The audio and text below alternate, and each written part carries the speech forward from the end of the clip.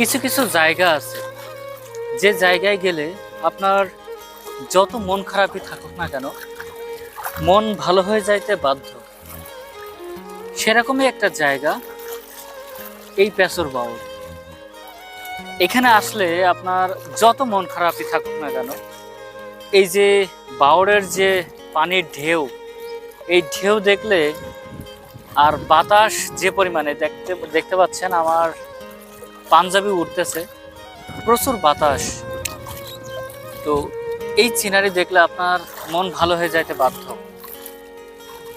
এখানে আসতে হলে আপনাকে আমাদের এই যে বেনাপোল বর্ডার আছে, একবারে বর্ডারে চলে আসতে হবে।